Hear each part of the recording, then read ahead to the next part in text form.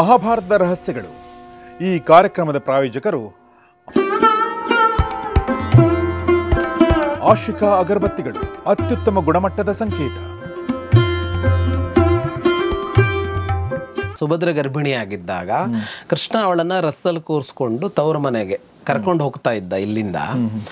ಆಗ ಸುಮ್ಮನೆ ಈಗ ಮಾತಾಡ್ತಾ ಇದ್ರಲ್ಲ ದಾರಿಯಲ್ಲಿ ಹೋಗುವಾಗ, ಆಗ ಅವನು ಯುದ್ಧ ಹೇಗಿರುತ್ತೆ, ವ್ಯೂಹಗಳು ಹೇಗಿರುತ್ತೆ ಅಂತೆಲ್ಲ ಹೇಳ್ತಾ ಇದ್ದಂತೆ ಕೃಷ್ಣ.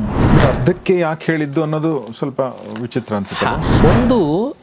ಒಂದು ಸಣ್ಣ ಮಗು ಅತ್ಯಂತ ದೊಡ್ಡ ಸೈನ್ಯವನ್ನ, ಶತ್ರು ಸೈನ್ಯವನ್ನ ಹೇಗೆ ನಾಶ ಮಾಡುತ್ತೆ ಅನ್ನೋದನ್ನ ಇವತ್ತು ತೋರಿಸಿಕೊಡ್ತೀನಿ ಅಂತ ಹೇಳ್ತಾನೆ. ಅವನು ಹೇಳ್ತಾನೆ, ನಿನ್ನ ಮೇಲೆ ಅತ್ಯಂತ ಭಾರ ಹಾಕಿಬಿಟ್ರು ಪಾಂಡವರು ಅಂತ ಹೇಳ್ತಾನೆ ಸಾರಥಿ. ಎಲ್ಲ ಕ್ಷತ್ರಿಯರು ಎದುರಿಗೆ ಬಂದು ನಿಂತರೂ ನನಗೆ ಸರಿಸಾಟಿ ಅಲ್ಲ, ಈ ಒಬ್ಬ ದ್ರೋಣ ಏನು ನನಗೆ ಅಂತ ಕೇಳ್ತಾನೆ. ಅಷ್ಟ್ಯಾಕೆ ಐರಾವತದ ಮೇಲೆ ಕುಳಿತ ಇಂದ್ರನೊಂದಿಗೆ ಎಲ್ಲ ದೇವತೆಗಳೇ ಬಂದು ನಿಲ್ಲಲಿ, ಅವರೆದುರಿಗೆ ನಾನು ಯುದ್ಧ ಮಾಡ್ತೀನಿ, ಇನ್ನು ಇವರೆಲ್ಲ ಯಾವ ಲೆಕ್ಕ? ಮಹಾಭಾರತದ ರಹಸ್ಯಗಳು. ಈ ಕಾರ್ಯಕ್ರಮದ ಪ್ರಾಯೋಜಕರು ಸಪ್ತಮ್ ತೈಲ, ಶುದ್ಧತೆಗೆ ಆದ್ಯತೆ.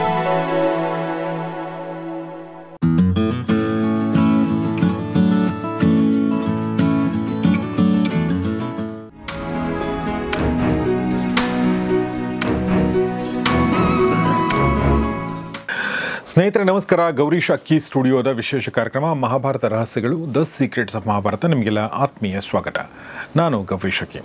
ಮಹಾಭಾರತ ರಹಸ್ಯಗಳನ್ನ ತಿಳಿಸ್ಕೊಡೋದಕ್ಕೆ ನಮ್ಮೊಂದಿಗೆ ಮತ್ತೊಂದು ಸಲ ಜಾಯ್ನ್ ಆಗಿದ್ದಾರೆ ನಮ್ಮ ಪ್ರೀತಿಯ ವಿದ್ವಾನ್ ಜಗದೀಶ್ ಶರ್ಮಾ ಸಂಪಾ sir. Sir, welcome to the show.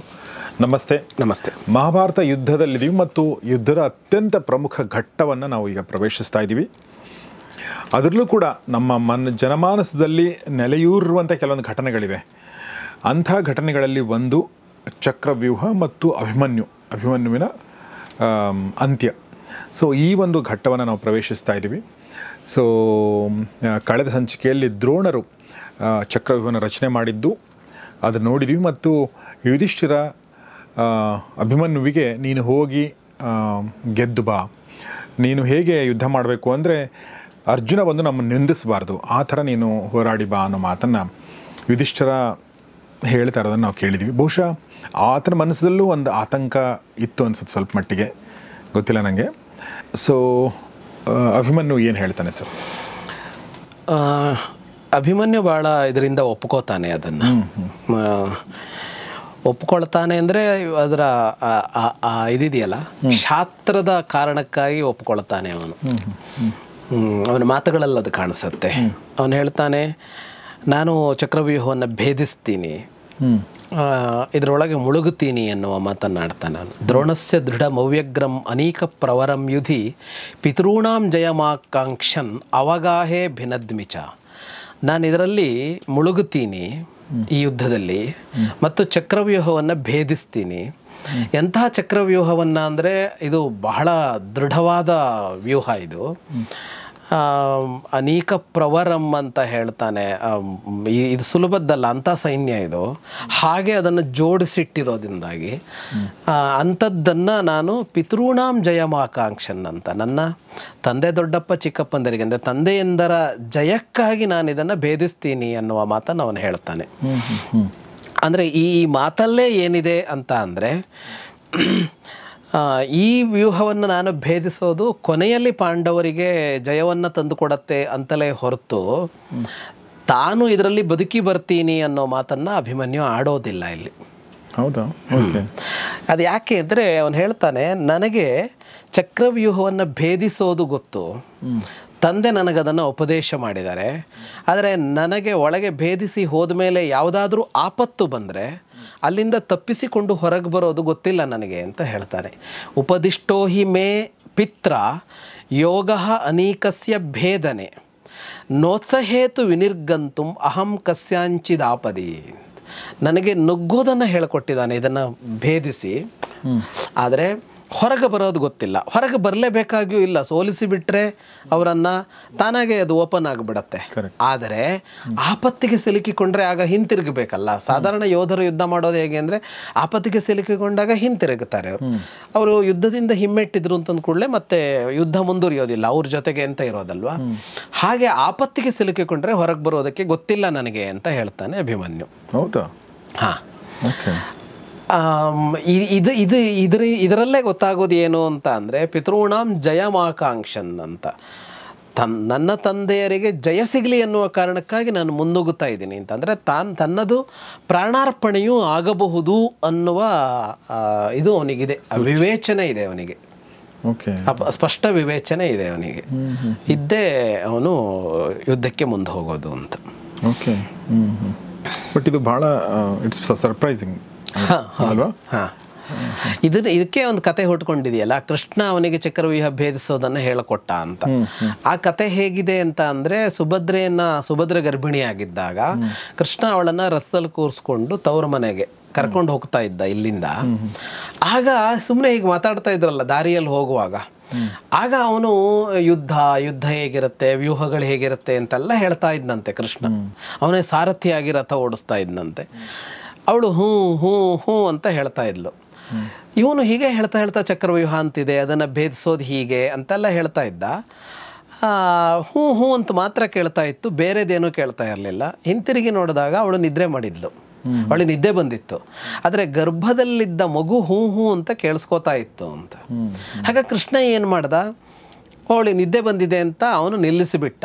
ಹಾಗಾಗಿ ಹೊರಗೆ ಬರೋದನ್ನು ಅಭಿಮನ್ಯು ಗೊತ್ತಾಗಲಿಲ್ಲ ಅಂತ ಒಂದು ಕತೆ ಹುಟ್ಟಿದೆ. ಅದು ಮೂಲ ಮಹಾಭಾರತದ ಕಥೆಯಲ್ಲ, ಹೊರಗೆ ಹುಟ್ಟಿದ ಒಂದು ಆಕರ್ಷಕವಾದ ಕಥೆ. ಇದನ್ನು ಸೇರಿಸ್ಕೊಂಡು ಇನ್ನೊಂದು ಪಂಗಡ, ಕೃಷ್ಣ ಕುತಂತ್ರಿ ಅಂತ ಹೇಳುವ ಒಂದು ಪಂಗಡ ಇದೆ. ಕುತಂತ್ರಿ ಅಂದರೆ ಕೃಷ್ಣನನ್ನು ತಿರಸ್ಕರಿಸುವವರಲ್ಲ, ಕೃಷ್ಣನ ಒಪ್ಪೋರು ಅವನು ತಂತ್ರಗಾರ ಅಂತ ಹೇಳೋದಕ್ಕೆ. ಅಭಿಮನ್ಯುವಿಗೆ ಇದೆಲ್ಲ ಗೊತ್ತಾಗಿಬಿಟ್ರೆ ಅಭಿಮನ್ಯು ತನಗೆ ಅಪಾಯಕಾರಿಯಾಗುತ್ತಾನೆ ಅನ್ನೋದಕ್ಕಾಗಿ ಕೃಷ್ಣ ಹೇಳಿರಲಿಲ್ಲ ಅಂತೆಲ್ಲ ಕತೆ ಕಟ್ಟಿದ್ದಾರೆ. ಅಂದರೆ ಅವನು ಸೋದರ ಮಾವನ ಕೊಂದಲ್ಲ, ಈ ಕಂಸನನ್ನು ಕೊಂದ ಕೃಷ್ಣ. ಕಂಸ ಇವನ ಸೋದರ ಮಾವ, ತಾಯಿಯ ಅಣ್ಣ. ಇವನು ಅಳಿಯ ಅಲ್ವ, ಸೋದರ ಅಳಿಯ ಅಲ್ವಾ. ಹಾಗಾಗಿ ದುಷ್ಟ ಅಲ್ವಲ್ಲ ಕೃಷ್ಣ. ಅದೇ ಜನರ ಕತೆ ಹುಟ್ಟಿಸೋ ದುಷ್ಟತನ ಇದೆಯಲ್ಲ, ಹಂಗಾಗಿ ಅವರಿಗೆ ಹೀಗೆಲ್ಲ ಕತೆ ಹುಟ್ಕೊಂಡಿದೆ. ಆದರೆ ವಾಸ್ತವ ಅದಲ್ಲ.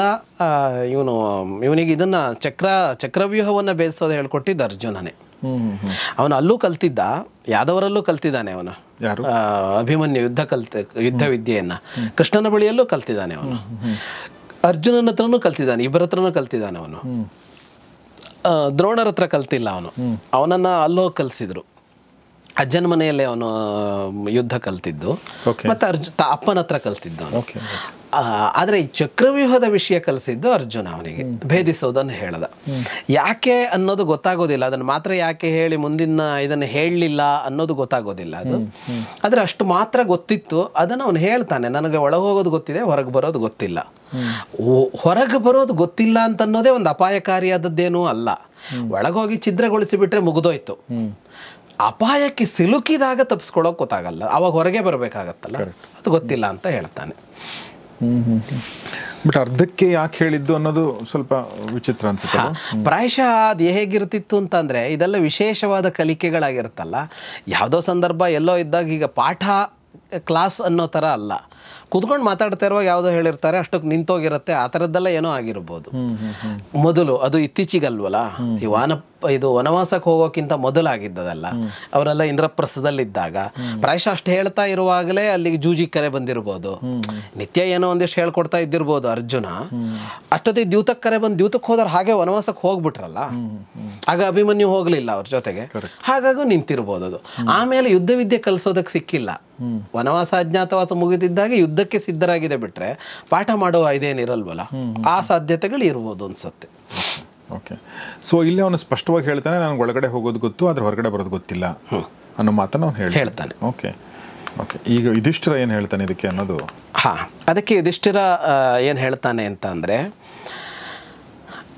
ನೀನು ಅದನ್ನು ಒಡೆದು ಬಿಡು, ಭೇದಿಸು ಅಂದ್ರೇನು, ಅದಕ್ಕೆ ಒಳಗೆ ನುಗ್ಗೋದಕ್ಕೆ ಜಾಗ ಮಾಡಬೇಕು ಅಂತ ಅರ್ಥ. ಚಕ್ರವ್ಯೂಹವನ್ನು ಭೇದಿಸೋದು ಅಂದ್ರೇನು, ಅದು ಒಳಗೆ ನುಗ್ಗೋಕ್ಕಾಗಲ್ಲ ಅನ್ನೋ ಥರ ಇರುತ್ತೆ ಅದರ ಹೆಣೆತ. ಹಾಗಾಗಿ ಇವನು ಅದನ್ನು ಇದನ್ನ ಮಾಡಬೇಕು, ಒಡಿಬೇಕು, ಅದನ್ನು ಒಳಗೆ ನುಗ್ಗೋದಕ್ಕೆ ಒಂದು ಜಾಗ ಬೇಕು, ಗೇಟ್ ಬೇಕು. ಅದಕ್ಕೆ ಅವನು ಹೇಳ್ತಾನೆ, ನೀನು ಅದನ್ನು ಒಡಿ, ನಿನ್ನ ಹಿಂದೆ ನಾವಿರ್ತೀವಿ, ನಾವು ನುಗ್ಗಿಬಿಡ್ತೀವಿ ಒಳಗೆ ಅಂತ. ಇದು ಸಹಜ ಅಲ್ವಾ? ಈಗ ಅವನ ರಥ ಒಳಗೆ ಹೋಗ್ತಾ ಇದ್ದಾಗೆ ಹಿಂದಿನ ರಥವನ್ನು ತಕ್ಷಣಕ್ಕೆ ತಡೆಯೋಕ್ಕಾಗಲ್ಲ ಅವರಿಗೆ.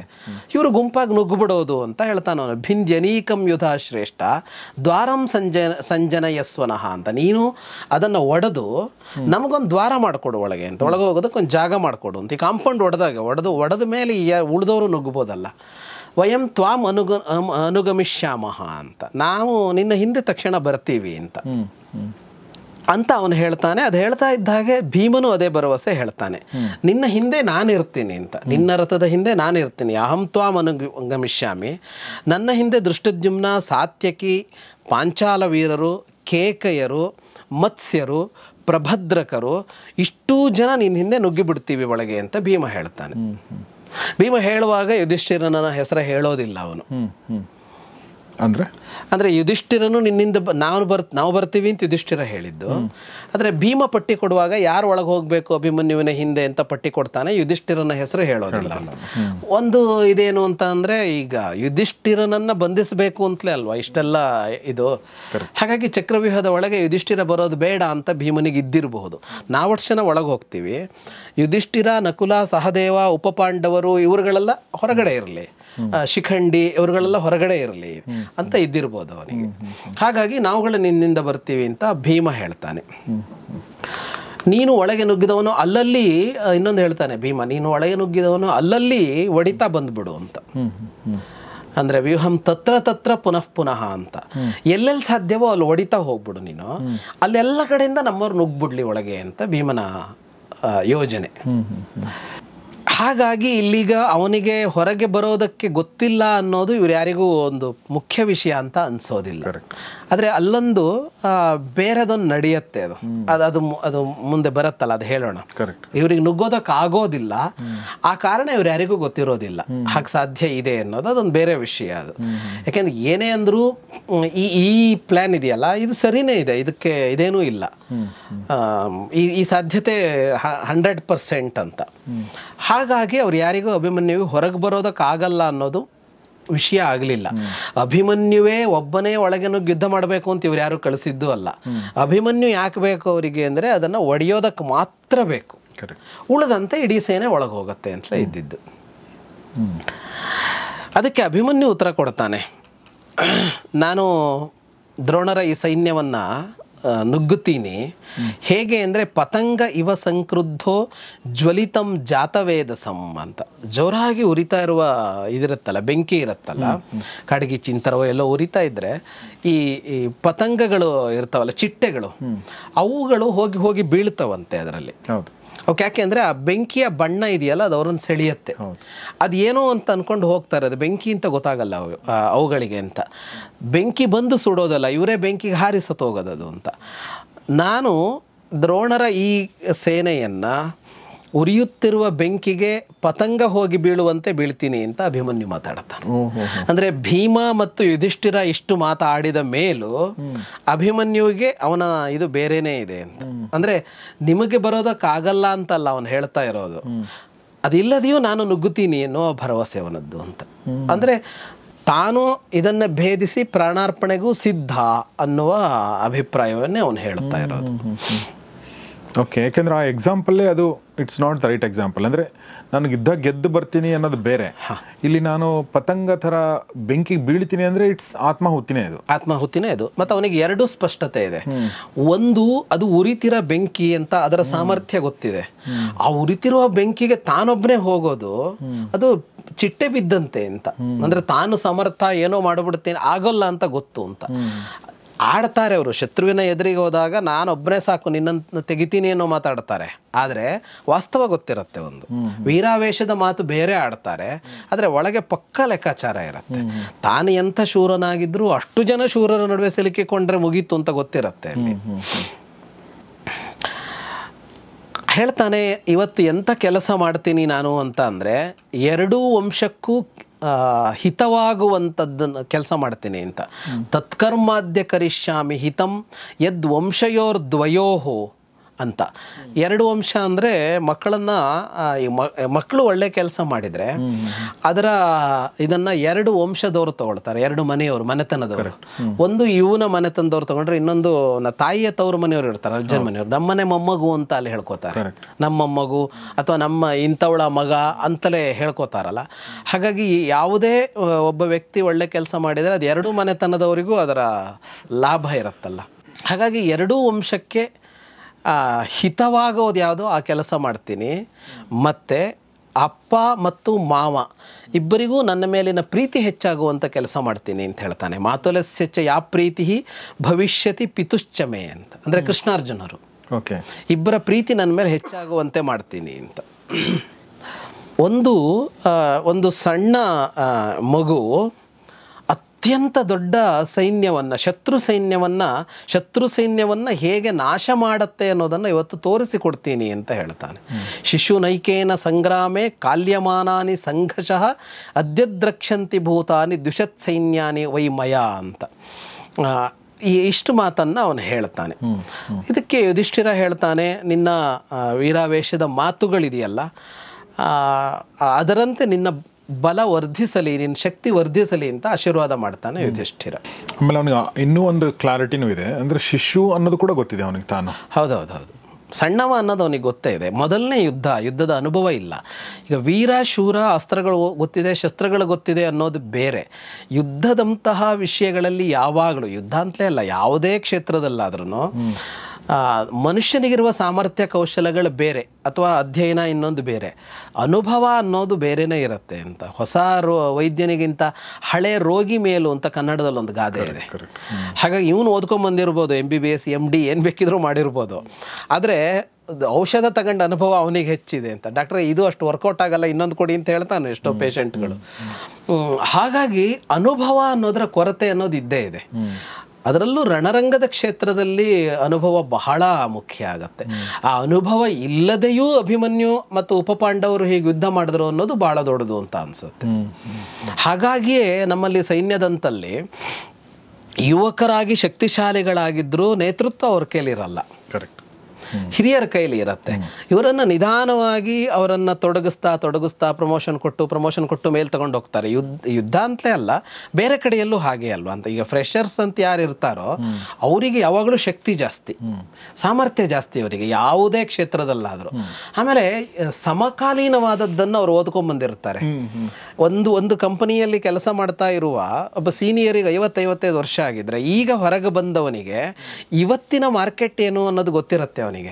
50-55 ವರ್ಷದವನು ಹಾಗಲ್ಲ, ಆದರೆ ಅವನೇ ಸಮರ್ಥ ಯಾಕಾಗ್ತಾನೆ ಅಂದರೆ ಅವನ ಅನುಭವ ಅನ್ನೋದು ಕೆಲಸ ಮಾಡ್ತಾ ಇರುತ್ತೆ. ಅದರಿಂದ ಶಕ್ತಿ ಸಾಮರ್ಥ್ಯಗಳು ಹೊಸಬರಿಗೆ ಹೆಚ್ಚಾದರೂ ಅನುಭವ ಅನ್ನೋದು ಇಲ್ಲದೆ ಇರೋದರಿಂದಾಗಿ ಅವರು ಹಿರಿಯರಿಗಿಂತ ಹಿಂದೆ ನಿಲ್ಲಬೇಕಾಗತ್ತೆ.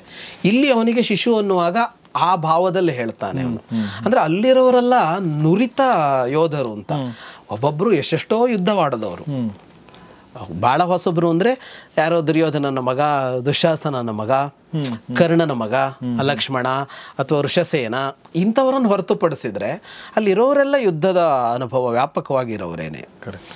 ಸಣ್ಣವರಲ್ವಲ್ಲ, ಒಬ್ಬೊಬ್ಬರಿಗೂ ಒಬ್ಬಂಗೆ 400 ವರ್ಷ, ಒಬ್ಬಂಗೆ ಈ ಥರದ್ದೇ ಕತೆಗಳು ಅಂತ. ಈಗ ಭೀಷ್ಮನಿಗಿಂತ ಹಿರಿಯವನು ಇದ್ದಾನೆ ಅಲ್ಲಿನ್ನು, ಭೀಷ್ಮನ ಸಮಕಾಲೀನರು ಇದ್ದಾರೆ. ಅಂದರೆ ಎಲ್ಲ ಬಹಳ ಅನುಭವಸ್ಥರ ಇರೋದು ಅಲ್ಲಿ. ಹಾಗಾಗಿ ಅವನು ಹೇಳ್ತಾನೆ, ಅಂಥವರ ಎದುರಿಗೆ ಒಬ್ಬ ಹೊಸಬ ಏನು ಕೆಲಸ ಮಾಡ್ಬೋದು ಅನ್ನೋದನ್ನು ತೋರಿಸ್ಕೊಡ್ತೀನಿ ಅಂತ. ಯುಧಿಷ್ಠಿರ ಮುಂದುವರಿಸ್ತಾನೆ, ಭೇದಿಸಲಾಗದ ದ್ರೋಣರ ಸೈನ್ಯವನ್ನು ಭೇದಿಸುವ ಉತ್ಸಾಹ ನಿನ್ನಲ್ಲಿದೆ ಅಂತ, ಆ ಪ್ರಯತ್ನ ನಿನ್ನಲ್ಲಿದೆ ಅಂತ. ಈಗ ನೀನು ಭೇದಿಸು ಅಂತ ಯುಧಿಷ್ಠಿರ ಹೇಳಿದಾಗಲೂ ಒಪ್ತಾನ ಅನ್ನೋದು ಇರ್ಬೋದು ಯುಧಿಷ್ಠಿರನಿಗೆ ಅಂತ ಅನ್ಸತ್ತೆ ಈ ಮಾತು ಹೇಳಿದಾಗ. ಎಸ್ತೋ ಮುತ್ಸಾಹಸೇ ಭೇತ್ತುಂ ದ್ರೋಣಾನೀಕಂ ಸುದುರ್ಭಿದಂ ಅಂತ ಹೇಳ್ತಾನೆ. ಅಂದರೆ ನೀನು ಅದನ್ನು ಭೇದಿಸೋದಕ್ಕೆ ಪ್ರಯತ್ನಶೀಲನಾಗಿದ್ದಿ ಅಂತ. ಅಂದರೆ ಅವನು ಒಪ್ಪದೇ ಇರುವ ಸಾಧ್ಯತೆ ಇದೆ ಅಂತಲೂ ಯುಧಿಷ್ಠಿರನಿಗೆ ಗೊತ್ತಿರಬಹುದು. ಯಾಕೆಂದರೆ ಯುಧಿಷ್ಠಿರನಿಗೂ ಗೊತ್ತಿತ್ತೋ ಏನೋ ಇವನಿಗೆ ಹಿಂದಿರುಗಿ ಬರೋದಕ್ಕಾಗೋದಿಲ್ಲ ಅನ್ನೋದು ಗೊತ್ತಿತ್ತೋ ಏನೋ ಅವನಿಗೆ, ಇಲ್ಲಿ ಗೊತ್ತಾಗೋದಿಲ್ಲ. ಆದರೆ ನೀನು ಪ್ರಯತ್ನಿಸ್ತಾ ಇರೋದನ್ನು ನೋಡಿದಾಗ ನಿನ್ನ ಶಕ್ತಿ ಇನ್ನೂ ವರ್ಧಿಸಲಿ ಅಂತ ಹೇಳ್ತಾನೆ. ಬಟ್ ಅವ್ನು ಹೇಳ್ತಾನಲ್ಲ ನಂಗೆ ಅಂದರೆ ಡೈರೆಕ್ಟ್ ಆಗೋ ಇಂಡೈರೆಕ್ಟ್ ಆಗೋ ನಂಗೆ ಬರಕ್ಕೆ ಹೊರಗೆ ಅಲ್ಲ, ಅದನ್ನ ನೇರನೇ ಹೇಳ್ತಾನೆ. ಅಲ್ಲ, ಅದಕ್ಕಿಂತ ಮೊದಲು ಯುಧಿಷ್ಠಿರ ಪ್ರಸ್ತಾಪ ಮಾಡಿದ್ನಲ್ಲ, ಈಗ ಭೇದಿಸೋದಕ್ಕಾಗೋದು 4 ಜನಕ್ಕೆ ಮಾತ್ರ, ಕೃಷ್ಣ ಅರ್ಜುನ ಪ್ರದ್ಯುಮ್ನ ಮತ್ತು ನಿನಗೆ ಮಾತ್ರ ಅಂತ ಹೇಳುವಾಗ ಇವನಿಗೆ ಹೊರಗೆ ಬರುವ ತಂತ್ರ ಗೊತ್ತಿಲ್ಲ ಅನ್ನೋದು ಯುಧಿಷ್ಠಿರನಿಗೆ ಗೊತ್ತಿದ್ದಿರಬಹುದು. ಇಲ್ಲಿ ಗೊತ್ತಾಗೋಲ್ಲ, ಅದು ಗೊತ್ತಿದ್ದಿರಬಹುದು. ಅದು ನೀವು ಹೇಳಿದ ಮೇಲಂತೂ ಸ್ಪಷ್ಟ ಆಗಿರುತ್ತೆ. ಬಟ್ ಅವನಿಗೆ ಬೇರೆ ದಾರಿನೂ ಇಲ್ಲ, ಅವನಿಗೆ ಅನಿವಾರ್ಯ ಇದೆ. ಅಂದರೆ ಅದು ಏನೂ ಮಾಡೋಕ್ಕಾಗಲ್ಲ ಅನ್ನೋ ಪರಿಸ್ಥಿತಿಲೇ ಇದ್ದಾರೆ. ಅವತ್ತು ಬಿಟ್ಟರೆ ಯುಧಿಷ್ಠಿರನ ಬಂಧನ ಆಗಬಹುದು. ಅಂದರೆ ಅಭಿಮನ್ಯುವಿನ ಇವತ್ತಿನ ಕೆಲಸ ಏನು ಅಂದರೆ, ಅವನು ಪಿತೃಣಾಂ ಜಯಮಾಕಾಂಕ್ಷನ್ ಅಂತ ಒಂದು ಮಾತಾಡನಲ್ಲ, ತಂದೆಯರ ಗೆಲುವಿಗಾಗಿ ನಾನು ಈ ಕೆಲಸ ಮಾಡ್ತೀನಿ ಅಂತ. ಅದರ ಅರ್ಥವೇ ಏನು ಅಂದರೆ, ಅವತ್ತು ಅಭಿಮನ್ಯು ಚಕ್ರವ್ಯೂಹವನ್ನು ಭೇದಿಸದೇ ಇದ್ದರೆ ಯುಧಿಷ್ಠಿರನನ್ನು ಬಂಧಿಸ್ತಾ ಇದ್ರು ದ್ರೋಣರು. ಖಂಡಿತವಾಗೂ ಬಂಧಿಸ್ತಾ ಇದ್ರು. ಯುಧಿಷ್ಠಿರನನ್ನು ಬಂಧಿಸಿದ್ರೆ ಯುದ್ಧ ಮುಕ್ತಾಯ ಆಗ್ತಾ ಇತ್ತು. ಅರ್ಜುನ ಬರೋದ್ರೊಳಗೆ ಆಗೋಗ್ತಿತ್ತಲ್ಲ. ಹಾಗಾಗಿ ಅವನ ದುರ್ಯೋಧನನ ಯೋಚನೆ ಬೇರೆ ಬೇರೆ ಇತ್ತು. ಹಾಗಾಗಿ ಇದಿಷ್ಟು ಅಭಿಮನ್ಯುವಿನ ತಲೆಯಲ್ಲೂ ಇತ್ತು ಅಂತ. ತಂದೆಯ ಅನುಪಸ್ಥಿತಿಯಲ್ಲಿ ದೊಡ್ಡಪ್ಪನ ಬಂಧನ ಆಗದೇ ಇರುವಂತೆ ನೋಡ್ತೀನಿ ಅನ್ನೋದೇ ಅವನ ಮನಸ್ಸಿನೊಳಗಿತ್ತು ಅನ್ನೋದು ಗೊತ್ತಾಗುತ್ತೆ. ಅಷ್ಟು ಕೆಲಸ ನನ್ನದು, ಅಷ್ಟು ಕರ್ತವ್ಯ ನನ್ನದು. ಅಪ್ಪ ಇಲ್ಲ, ಅಪ್ಪ ಇದ್ರೆ ಮಾಡ್ತಾ ಇದ್ರು, ನಾನು ಅಷ್ಟನ್ನಂತೂ ಮಾಡ್ತೀನಿ. ಯುಧಿಷ್ಠಿರನ ಇಷ್ಟು ಮಾತು ಹೇಳಿದ ಕೂಡಲೇ ಅಭಿಮನ್ಯು ತನ್ನ ಸಾರಥಿಗೆ ಹೇಳ್ತಾನೆ, ಅತ್ಯಂತ ವೇಗವಾಗಿ ನುಗ್ಗು ಸೈನ್ಯದ ಕಡೆಗೆ ಅಂತ. ಸುಮಿತ್ರ ಅಂತ ಅವನ ಸಾರಥಿ ಹೆಸರು. ಅವನು ಸಾರಥಿ ಸುಮಿತ್ರ. ಇವನು ಹೋಗು ಹೋಗು ಅಂತ ಹೇಳ್ತಾ ಇರ್ತಾನೆ. ಅವನು ಹೇಳ್ತಾನೆ, ಅತಿಭಾರೋಯಂ ಆಯುಷ್ಮನ್ ಆಹಿತಸ್ತ್ವಯಿ ಪಾಂಡವೈಹಿ ಅಂತ. ಸಾರಥಿ ಅವನು ಕೇಳ್ತಾ ಇರ್ತಾನಷ್ಟೇ, ಅವನಿಗೆ ಬೇರೆ ಅಧಿಕಾರ ಇಲ್ವಲ್ಲ. ಅವನು ಹೇಳ್ತಾನೆ, ನಿನ್ನ ಮೇಲೆ ಅತ್ಯಂತ ಭಾರ ಹಾಕಿಬಿಟ್ರು ಪಾಂಡವರು ಅಂತ ಹೇಳ್ತಾನೆ ಸಾರಥಿ. ಆಯುಷ್ಮನ್ ಅಂತ ಸಂಬೋಧಿಸ್ತಾನೆ, ಆಯುಷ್ಮಂತ ಅಂತ ಸಂಬೋಧಿಸ್ತಾ ಇದ್ರು. ಚಿರಂಜೀವಿ ಅಂತೆಲ್ಲ ಈ ಮದುವೆ ಕಾಗದಗಳಲ್ಲೆಲ್ಲ ಚಿರಂಜೀವಿ ಅಂತ ಬರೀತಾರಲ್ಲ, ಕಿರಿಯರನ್ನ ಆಯುಷ್ಮಂತ ಅಂತ ಅಂದ್ರೆ ಬಹುಕಾಲ ಬದುಕು ಅನ್ನುವ ಆಶೀರ್ವಾದದ ಸಂಬೋಧನೆ ಅದು. ಹಾಗೆ ಸಂಬೋಧಿಸ್ತಾ ಇದ್ರು. ಇವನು ರಥಿ, ಅವನು ಸಾರಥಿ, ಅದರ ಸಂಬೋಧನೆ ಆ ಹಿರಿತನದ್ದೇ ಆಗಿರುತ್ತೆ. ಅವನು ಹೇಳ್ತಾನೆ, ಅತ್ಯಂತ ಭಾರವನ್ನ ನಿನ್ನ ಮೇಲೆ ಹೊರಿಸಿದ್ರು ಪಾಂಡವರು ಅಂತ. ಈ ಮಾತು ಬಹಳ ಚೆನ್ನಾಗಿದೆ. ಅಂದ್ರೆ ಇಲ್ಲಿ ಏನು ಕಾಣಿಸುತ್ತೆ ಅಂತ ಅಂದ್ರೆ, ಈ ಸಾರಥಿ ಇತ್ಯಾದಿಗಳು ಅಂದ್ರೆ ನೌಕರರು ಅನ್ನೋ ತರದಲ್ಲಿ ನಾವು ನೋಡ್ತೀವಲ್ಲ, ಹಾಗಿಲ್ಲ ಅನ್ನೋದು ಪದೇ ಪದೇ ಕಾಣಿಸುತ್ತೆ. ನನಗಿದೆಲ್ಲ ಯಾಕೆ ಮುಖ್ಯ ಅಂತ ಅನ್ಸುತ್ತೆ ಅಂತ ಅಂದ್ರೆ, ನಾವು ಮಹಾಭಾರತದಲ್ಲಿ ಅವತ್ತಿನ ಜನಮಾನಸದ ಬದುಕು ಭಾವ ನಡೆನುಡಿಗಳನ್ನು ಗಮನಿಸಬೇಕು ಅಂತ, ಹೇಗೆ ಬದುಕ್ತಾ ಇದ್ರು ಅಂತ ಅನ್ನೋದ್ರಲ್ಲಿ ಅಂತ. ಅಂದರೆ ಇಲ್ಲಿಗೆ ಈ ಮಾತುಗಳನ್ನು ಅವ್ನು ಗುಟ್ಟಾಗಿ ಏನು ಹೇಳ್ತಾ ಇಲ್ಲ, ಅವರೆಲ್ಲ ಇದ್ದಾರೆ ಸುತ್ತಮುತ್ತ, ಅಲ್ಲಿಯೇ ಹೇಳ್ತಾನೆ ಅಂತ. ಇಷ್ಟು ನಿಸ್ಸಂಕೋಚವಾಗಿ ಹೇಳುವ ಸಾಧ್ಯತೆಗಳಿದ್ವು ಅಂತ. ಈಗ ಸಂಜಯ ಒಬ್ಬ ಸಾರಥಿ, ಒಂದು ಧೃತರಾಷ್ಟ್ರನಿಗೆ ಹೇಳ್ತಾನಲ್ಲ, ಹಾಗೆ ಇವನು ಹೇಳ್ತಾನೆ, ಸಂಪ್ರದಾರ್ಯ ಕ್ಷಮಂ ಬುದ್ಧ್ಯ ತತಸ್ತ್ವಂ ಯೋದ್ಧುಮರ್ಹಸಿ. ಯೋಚನೆ ಮಾಡೋದು ಒಳ್ಳೆಯದು ನೀನು ಅಂತ ಹೇಳ್ತಾನೆ. ನೀನು ಪ್ರಜ್ಞಾಪೂರ್ವಕವಾಗಿ ಯೋಚಿಸಬೇಕು ಅಂತ. ಅಂದರೆ ಬುದ್ಧಿಯ ಅಂತ ಹೇಳ್ತಾನೆ, ಬುದ್ಧಿಪೂರ್ವಕವಾಗಿ ಅಂತ. ಬುದ್ಧಿಪೂರ್ವಕವಾಗಿ ಅಂತ ಹೇಳುವಾಗ ಏನರ್ಥ ಅಂದರೆ, ಬುದ್ಧಿಭಾವ ಅಂತ ಎರಡಿರುತ್ತೆ. ಭಾವನಾತ್ಮಕವಾಗಿ ನಿರ್ಣಯ ತೆಗೆದುಕೊಳ್ಳೋದು ಅನ್ನೋದು ಬೇರೆ. ಇವರು ನನ್ನ ದೊಡ್ಡಪ್ಪ ಹೇಳಿದಾನೆ ಅಥವಾ ನಾವು ಗೆಲ್ಲಬೇಕು ಅನ್ನೋದು ಉತ್ಸಾಹ ಅಲ್ಲ, ಭಾವನಾತ್ಮಕವಾದದ್ದು. ಸಾಧಾರಣ ಯುದ್ಧದಂಥ ಹೊತ್ತಿನಲ್ಲಿ ಭಾವನೆಗಳನ್ನು ಪ್ರಧಾನವಾಗಿಸ್ತಾರೆ, ಜೋಶ್ ಬರೋದು ಅದರಲ್ಲಿ ಅಂತ. ಆದರೆ ಅವನು ಹೇಳ್ತಾನೆ, ಭಾವ ಅಲ್ಲ ಇಲ್ಲಿ, ಭಾವ ಸರಿ, ಆದರೆ ಬುದ್ಧಿಯಿಂದಲೇ ಯೋಚಿಸಬೇಕಾಗಿದೆ ಅಂತ ಹೇಳ್ತಾನೆ. ಅದಕ್ಕೆ ಅವನು ಕಾರಣನೂ ಕೊಡ್ತಾನೆ. ಆಚಾರ್ಯೋ ಹಿ ಕೃತಿ ದ್ರೋಣ ಪರಮಾಸ್ತ್ರೇ ಕೃತಶ್ರಮ ಅತ್ಯಂತ ಸುಖ ಸಮೃದ್ಧಸ್ತಂಚ ಯುದ್ಧ ವಿಶಾರದ. ದ್ರೋಣರು ಪರಮಾಸ್ತ್ರಗಳಲ್ಲಿ ಶ್ರಮಪಟ್ಟವರು ಅಂತ. ಅಂದರೆ ಯಾರಿಗೂ ಗೊತ್ತಿಲ್ಲದ ಅದೆಷ್ಟೋ ಅಸ್ತ್ರಗಳು ಗೊತ್ತು ಅವರಿಗೆ ಅಂತ, ಶಸ್ತ್ರಗಳಲ್ಲ. ಅದರ ಜೊತೆಗೆ ಯುದ್ಧ ವಿಶಾರದರು ಅವರು. ಅಂದರೆ ಯುದ್ಧದಲ್ಲಿ ಅಂಥ ಕೌಶಲ ಇದೆ ಅವರಿಗೆ. ಅಂಥ ದ್ರೋಣರು ಎದುರಿಗಿರೋದು. ನೀನು ಅತ್ಯಂತ ಸುಖ ಸಮೃದ್ಧ ಅಂತ, ಅಂದರೆ ಸುಖವಾಗಿ ಬೆಳೆದು ಬಂದವನಷ್ಟೇ ನೀನು ಅಂತ. ಅಂತಹ ಯುದ್ಧದ ಕಷ್ಟ ನಷ್ಟಗಳೆಲ್ಲ ಗೊತ್ತಿಲ್ಲ ಅಂತ. ಆದರೆ ದ್ರೋಣರ ಹಾಗಲ್ಲ ಅಂತ, ಅವರು ಕಷ್ಟ ನಷ್ಟಗಳಲ್ಲಿ ಬೆಂದವರು ಅಂತ. ಯುದ್ಧ ಗೊತ್ತು, ಇನ್ನೊಂದು ಗೊತ್ತು, ಎಲ್ಲ ಗೊತ್ತು ಅವರಿಗೆ, ಜೀವನವೇ ಪಟ್ಟವರು ಅವರು. ಆದರೆ ನೀನು ಹಾಗಲ್ಲ ಅಂತ. ಈಗ ಪಾಂಡವರು ವನವಾಸಕ್ಕೆ ಹೋದ್ರು ಅನ್ನೋದು ಬೇರೆ, ಆದರೆ ಅಭಿಮನ್ಯು ಕಷ್ಟ ಆಗಲಿಲ್ಲ. ಅಭಿಮನ್ಯು ಅಜ್ಜನ ಮನೆಗೆ ಹೋಗ್ಬಿಟ್ಟ ಅಲ್ಲ, ಅಜ್ಜನ ಮನೆಯಲ್ಲಿ ದಿನಕ್ಕಿಂತ ಜಾಸ್ತಿ ಮೊಸರು ಹಾಲು ಕೊಟ್ಟಿರ್ತಾರೆ ಅವಾಗ. ಯಾಕಂದ್ರೆ ಅಯ್ಯೋ ಅಪ್ಪಂದರೆಲ್ಲ ಕಾಡಿಗೆ ಹೋಗ್ಬಿಟ್ಟಿದ್ದಾರೆ, ಮಗು ಅಂತ ಒಂದು ಪ್ರೀತಿ ಇರುತ್ತಲ್ಲ. ಸಾಧಾರಣ ಮಕ್ಕಳಿಗೆ ಅಜ್ಜನ ಮನೆಯಲ್ಲಿ ಪ್ರೀತಿ ಬರೋದು ಜಾಸ್ತಿ. ಹಾಗಾಗಿ ಅವನು ಆ ಕಷ್ಟ ಗೊತ್ತಿಲ್ಲ ಅಂತಲೇ ಅವನು ಹೇಳ್ತಾ ಇರೋದು ಸಾರಥಿ. ಕಷ್ಟದ ಅನುಭವ ಇಲ್ಲ ಅಂತ, ಕಷ್ಟ ಅಂತ ಒಂದಿದೆ ಅಂತ ಗೊತ್ತಿಲ್ಲ, ಆ ಥರದವನು ಅಂತ ಏನೂ ಅಲ್ಲ. ಅದಕ್ಕೆ ನಗುತ್ತಾನೆ ಅವನು ಅಭಿಮನ್ಯು. ಅದಕ್ಕೆ ಇದು ಬಹಳ ಚೆನ್ನಾಗಿರೋದು. ನಕ್ಕು ಹೇಳ್ತಾನೆ, ಸಾರಥೆ ಕೋನ್ವಯನ್ ದ್ರೋಣ. ಸಾರಥಿ ಯಾರಿವನು ದ್ರೋಣ ನನ್ನ ಎದುರು? ಸಮಗ್ರಂ ಕ್ಷತ್ರಮೇವವ, ಎಲ್ಲ ಕ್ಷತ್ರಿಯರು ಎದುರಿಗೆ ಬಂದು ನಿಂತರೂ ನನಗೆ ಸರಿಸಾಟಿ ಅಲ್ಲ, ಈ ಒಬ್ಬ ದ್ರೋಣ ಏನು ನನಗೆ ಅಂತ ಕೇಳ್ತಾನೆ. ಅಷ್ಟ್ಯಾಕೆ ಐರಾವತದ ಮೇಲೆ ಕುಳಿತ ಇಂದ್ರನೊಂದಿಗೆ ಎಲ್ಲ ದೇವತೆಗಳೇ ಬಂದು ನಿಲ್ಲಲಿ, ಅವರೆದುರಿಗೆ ನಾನು ಯುದ್ಧ ಮಾಡ್ತೀನಿ, ಇನ್ನು ಇವರೆಲ್ಲ ಯಾವ ಲೆಕ್ಕ? ನಮೇ ಕ್ಷತ್ರೇದ್ಯ ವಿಸ್ಮಯ ಅಂತ ಮಾತಾಡ್ತಾನೆ. ಹೇಳ್ತಾನೆ, ಈಗ ಎದುರಿಗಿರುವ ಸೈನ್ಯ ಇದೆಯಲ್ಲ, ಅದು ನನಗೆ 16ನೇ ಒಂದು ಭಾಗವೂ ಅಲ್ಲ ಅಂತ, ನನ್ನ 16ನೆಯ ಒಂದು ಭಾಗವೂ ಅಲ್ಲ ಅಂತ. ಮಮೈತ ದ್ವಿಷತ್ ಸೈನ್ಯಂ ಕಲಾಮರಹತಿ ಷೋಡಶೀಂ ಅಂತ. ಅಂದರೆ ಇಷ್ಟು ಸೈನ್ಯಕ್ಕಿಂತ 15 ಪಟ್ಟು ಹೆಚ್ಚು ಸಾಮರ್ಥ್ಯ ನನಗಿದೆ. ಈ ಯಾಕೆ ಮುಖ್ಯ ಆಗತ್ತೆ ಅಂತ ನಾನು ಹೇಳಿದೆ ಅಂತ ಅಂದರೆ, ಈಗಿನ್ನೂ ಸ್ವಲ್ಪ ಮೊದಲು ಅವನಾಡಿದ ಮಾತು ಯಾವುದು, ಇಲ್ಲ ಆಡ್ತಾ ಇರೋ ಮಾತು ಯಾವುದು ಅಂತ. ಅಂದರೆ ಇದರ ಅರ್ಥ ಈ ಮಾತುಗಳಿವೆಯಲ್ಲ, ಇದು ತನ್ನಲ್ಲೇ ಒಂದು ಉತ್ಸಾಹವನ್ನು ತುಂಬಿಕೊಳ್ಳೋದು, ನೆಗೆಟಿವ್ ಆಗಿ ಹೋಗಾಗಿಲ್ಲ. ಹೌದು ನೀನು ಹೇಳಿದ್ದು ಕಷ್ಟ ಇದೆ, ಆದರೆ ಏನು ಮಾಡೋದು, ದೊಡ್ಡಪ್ಪ ಹೇಳ್ಬಿಟ್ನಲ್ಲ, ಹೋಗೋದು, ಗೆದ್ರೆ ಗೆಲ್ಲೋದು, ಸತ್ರೆ ಸಾಯೋದು ಅಂತೆಲ್ಲ ಅಲ್ಲವೇ ಅಲ್ಲ. ಹೆಜ್ಜೆ ಇಡುವಾಗ ನನಗೆ ನೀವು ಯಾರು ಲೆಕ್ಕವೇ ಇಲ್ಲ ಅಂತ ನುಗ್ಗಬೇಕು ಅಂತ. ಈ ಭಾಷಣ ಇತ್ಯಾದಿಗಳಲ್ಲಿ ಸ್ಟೇಜ್ ಫಿಯರ್ ಅಂತ ಒಂದು ಇರುತ್ತಲ್ಲ, ಆರಂಭದಲ್ಲಿ ಮಾತಾಡುವಾಗ ತುಂಬ ಕಷ್ಟ ಕೊಡುತ್ತಲ್ಲ ಅದು. ಆ ಸ್ಟೇಜ್ ಫಿಯರಿಗೆ ಇರುವ ಒಂದು ದೊಡ್ಡ ಇದೆ, ಹಂಗೆ ಹೇಳ್ತಾರೆ, ಎದುರಿಗಿರೋರಿಗೆ ಏನೂ ಗೊತ್ತಿಲ್ಲ ಅಂತ ಅನ್ಕೋ ಅಂತ. ಈಗ ಭಾಷಣ ಮಾಡುವುದು ಹೇಗೆ ಅಂತ ಕಲಿಸುವಾಗೆಲ್ಲ ಮೊದಲು ಕಲಿಸೋದೇ ಹಾಗೆ, ನೀನು ಹೋಗಿ ನಿಂತ್ಕೊಂಡಿದೀಯ, ನೀನೇನು ಮಾತಾಡ್ತೀಯೋ ಅದು ನಿನಗೆ ಮಾತ್ರ ಗೊತ್ತಿದೆ, ಎದುರಿಗಿರೋರಿಗೆ ಏನೂ ಗೊತ್ತಿಲ್ಲ ಅಂತ ಅಂದ್ಕೊಂಡು ಹೇಳ್ಬಿಡು ಅಂತ. ಆಗ ನಿನಗಿರಲ್ಲ ಅಂತ. ಈಗ ಸ್ಟೇಜ್ ಫಿಯರ್ ಬರೋದು ಯಾಕೆ ಅಂದರೆ, ನನಗಿಂತ ಗೊತ್ತಿರೋರು ಇದ್ದಾರೆ, ತಪ್ಪಾಗ್ಬಿಡತ್ತೇನೋ ಅನ್ನೋ ಭಯ ಇರುತ್ತಲ್ಲ ಅಂತ. ಹಾಗೆ ಅದನ್ನು ತುಂಬ್ಕೋಬೇಕಲ್ಲ ಅವನು. ಆದ್ದರಿಂದ ಹೌದು ನೀನು ಹೇಳಿದ್ದು, ಅಲ್ಲಿ ಮಹಾಶೂರರಿದ್ದಾರೆ, ಅತಿರಥರಿದ್ದಾರೆ, ಮಹಾರಥರಿದ್ದಾರೆ, ನಾನು ಒಬ್ಬನೇ ಒಳಗೆ ಹೋಗೋದು, ನನಗೆ ಹೊರಗೆ ಬರೋದು ಗೊತ್ತಿಲ್ಲ ಅಂತೆಲ್ಲ ಅಯ್ಯೋ ಅಂದ್ಕೊಂಡು ನುಗ್ಗಿದ್ರೆ ಅವನ ಉತ್ಸಾಹವೇ ಭಂಗ ಆಗತ್ತೆ. ಶಕ್ತಿ ತುಂಬೋದು ಇದೇನೆ ಅಂತ. ಹಾಗಾಗಿ ಕ್ಷಣಕ್ಕಿಂತ ಮೊದಲಿನ ಅಭಿಮನ್ಯುವಿನ ಮಾತು ಬೇರೆ, ಆದರೆ ಒಂದು ಕ್ಷಣ ಮುಗಿದಾಗ ಆಡುವ ಮಾತು ಬೇರೆ ಅಂತ.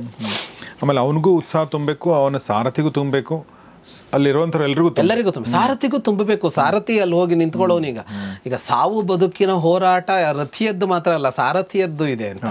ಮೊದಲು ತೆಗೆಯೋದು ಸಾರಥಿಯನ್ನ ಅವರು. ಅಹಂ ವಿಶ್ವಜಿತಂ ವಿಷ್ಣುಂ ಮಾತುಲಂ ಪ್ರಾಪ್ಯ ಸೂತಜ ಪಿತರಂ ಚಾರ್ಜನಂ ಸಂಖ್ಯೆ ನಭೀರ್ ಮಾಂ ಉಪಯಾಸ್ಯತಿ. ಅಲ್ಲ, ಹೆದರೋದಕ್ಕೆ ನಾನು, ಇವರನ್ನು ನೋಡಿ ಹೆದರೋದಕ್ಕೆ, ಎಂಥವನ ಮಗ ನಾನು, ಎಂಥವನ ಅಳಿಯ ನಾನು ಅಂತ. ವಿಶ್ವಜಿತ್ ಅಂತ ಅಂದರೆ ವಿಶ್ವವನ್ನೇ ಗೆದ್ದ ಕೃಷ್ಣ ನನ್ನ ಸೋದರ ಮಾವ ಮತ್ತು ಅರ್ಜುನ ನನ್ನ ತಂದೆ. ಇಂಥವನಾಗಿ ನಾನು ಇವರಿಗೆ ಹೆದರೋದು ಅಂತ ಒಂದಿದೆಯಾ ಅಂತ. ಹೀಗೆ ಅವನ ಮಾತನ್ನ ನಿರ್ಲಕ್ಷಿಸಿ ನುಗ್ಗು ನುಗ್ಗು ಅಂತ ಹೇಳ್ದಂತೆ. ಕದರ್ಥೀಕೃತ್ಯ ಸಾರಥೆ ಅಂತ, ಅದಕ್ಕೆ ಬೆಲೆ ಕೊಡಲಿಲ್ಲ ಅವನು ಅಂತ ಸಂಜಯ ಹೇಳ್ತಾನೆ. ಯಾಹಿ ಯಾಹಿ ಅಂತ, ಹೋಗು ಹೋಗು ಅಂತ ಅವನಿಗೆ ಒತ್ತಡ ಹಾಕ್ತಾನೆ. ಸಾರಥಿ ರಥವನ್ನು ಮುಂದುವರಿಸ್ತಾನೆ, ಕುದುರೆಗೆ ಓಡಿಸ್ತಾನೆ. ಅದನ್ನು ಹೇಳ್ತಾನೆ ತ್ರಿಹಾಯನಾನ್ ಅಂತ, 3 ವರ್ಷದ ಕುದುರೆಗಳಂತೆ. ಕುದುರೆಗಳಿಗೆ ವಯಸ್ಸು 3 ವರ್ಷ ಆಗಿತ್ತು ಅಂತ.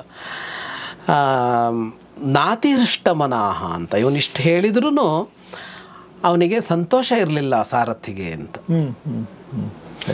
ಕರೆಕ್ಟ್, ಅವನಿಗೆ ಗೊತ್ತಿತ್ತು ಅಂತ, ಯಾಕಂದ್ರೆ ಅವನ ಅನುಭವಿ ಅಲ್ವಾ. ಕರೆಕ್ಟ್, ಅದನ್ನೇ ಹೇಳು. ಇದೆಲ್ಲ ಉತ್ಸಾಹ ಇನ್ನೊಂದೆಲ್ಲ ಬೇರೆ. ಅವನು ಹಿರಿಯ, ಅವನಿಗೆ ಗೊತ್ತಿದೆ ಅದು. ಇವರಿಗೂ ಗೊತ್ತಿಲ್ಲ ಅಂತಲ್ಲ, ಇವರಿಗೆ ಅದು ಅನಿವಾರ್ಯ. ಆದರೆ ಸಾರಥಿಯಾಗಿ ಅವನು ನೋಡೋದು ಯಾರನ್ನ ಅಂದರೆ ತನ್ನ ರಥಿ ಇದಾನಲ್ಲ, ಅವನ ಯೋಗಕ್ಷೇಮನೆ ಅವನಿಗೆ ಮುಖ್ಯ ಆಗುತ್ತಲ್ಲ ಅಂತ. ಸೊ ಹಾಗೆ ಅಭಿಮನ್ಯು ಚಕ್ರವ್ಯೂಹದ ಒಳಗಡೆ ನುಗ್ತಾನೆ. ಸೊ ನಾವು ಚಿಕ್ಕವರಿದ್ದಾಗ ಮಹಾಭಾರತ ಬರ್ತಾ ಇತ್ತು, ಅದರಲ್ಲಿ ಅಭಿಮನ್ಯುವಿನ ಪಾತ್ರ ಯಾರು ಮಾಡ್ತಾರೆ ಅಂತ ಒಂದು ಕುತೂಹಲ ಇತ್ತು. ಆಮೇಲೆ ಯಾರೋ ಮಾಡಿದ್ರು, ನೋಡಿದೆ, ತುಂಬ ಚೆನ್ನಾಗೂ ಇದ್ದ ಅವನು ಮಾಡಿದ ವ್ಯಕ್ತಿ. ಸೊ ಅದು ಇನ್ನೂ ನೆನಪಿದೆ ನನಗೆ, 20-25 ವರ್ಷಗಳ ಹಿಂದಿನ ಕತೆ. ಸೊ ಅಭಿಮನ್ಯುವಿನ ಪಾತ್ರ ನಮ್ಮ ಭಾರತದ ಎಲ್ಲ ತಂದೆ ತಾಯಿಗಳ ಮನಸ್ಸಲ್ಲಿ, ಎಲ್ಲರ ಮನಸ್ಸಲ್ಲೂ ಹಾಗೆ ಅಚ್ಚಳಿಯದೆ ಉಳ್ಕೊಂಡಿರುವಂಥ ಪಾತ್ರಗಳಲ್ಲಿ ಒಂದು. ಸೊ ಈಗ ನಾವು ಚಕ್ರವ್ಯೂಹನ ಭೇದಿಸುವ ಅಭಿಮನ್ಯುವಿನ ಪ್ರಯತ್ನ ಮುಂದೆ ಹೇಗೆ ಸಾಗುತ್ತೆ ಅನ್ನೋದನ್ನು ಮುಂದಿನ ಭಾಗದಲ್ಲಿ ನೋಡೋಣ ಅಂತ ಹೇಳ್ತಾ ನಾನು ಈ ಒಂದು ಎಪಿಸೋಡ್ನ ಮುಗಿಸೋಕ್ಕಿಂತ ಮುಂಚೆ ಈ ಎಲ್ಲ ವಿಚಾರಗಳನ್ನ ನಮಗೆ ಹೇಳ್ತಿರುವಂಥ ವಿದ್ವಾನ್ ಜಗದೀಶ್ ಶರ್ಮಾ ಸಂಪತ್ ಸರ್ಗೆ ನಿಮ್ಮೆಲ್ಲರ ಪರವಾಗಿ ಧನ್ಯವಾದಗಳು sir. Thank you very much. So ಅದ್ಭುತವಾದ ಮಹಾಭಾರತ, ಅದ್ಭುತವಾದ ಯುದ್ಧ ಅಂದರೆ ಕೇಳೋಕ್ಕೆ, ಓದೋಕ್ಕೆ, ಅದನ್ನು ಅದ್ಭುತವಾಗಿ ಹೇಳ್ತಿರುವಂಥ ಸಂಪತ್ ಸರ್.